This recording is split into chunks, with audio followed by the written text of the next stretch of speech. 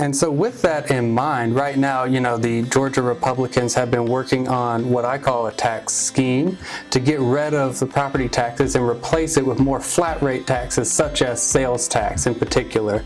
Is that something you agree with, or how do you feel about the proposal of removing property taxes and increasing sales tax? Well, it's almost like the conversation of eliminating state sales tax as a whole. But if you look at Georgia's budget, half of our budget comes from our state sales tax.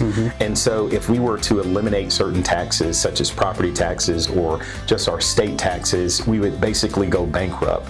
And what we found from studies of other states where they have eliminated certain taxes, it becomes a regressive tax on the poor. And it also becomes a tax on everyday citizens, where from a bag of chips to a drink to traveling through the state, it costs more.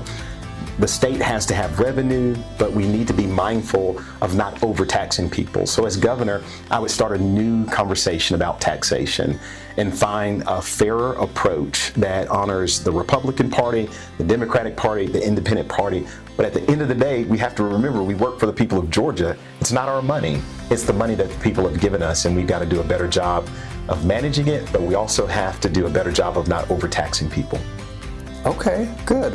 As a city official, I feel like removing property taxes is like removing a tool of like how we work with our constituents, because a sales tax, you're targeting different people. Yes. You're not really seeing who is going to be affected by it. Anybody who buys anything is going to be affected by it. And like you said, it does disproportionately affect the poor, because one penny off of every purchase is going to mean more to someone making $40,000 a year versus someone making $400,000 a year. It's going to be a much bigger difference.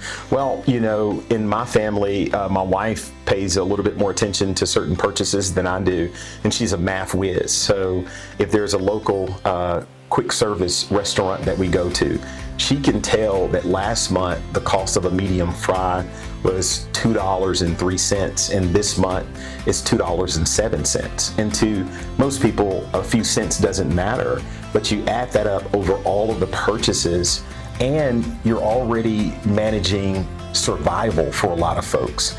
Whether that's paying your utilities or the high cost of gas. There are people who can't even afford to go to work because they can't afford to drive there. And if you add a penny here, a penny there, a penny in the other place, then eventually it becomes unaffordable for people who are already struggling. So I agree with you about the property taxes.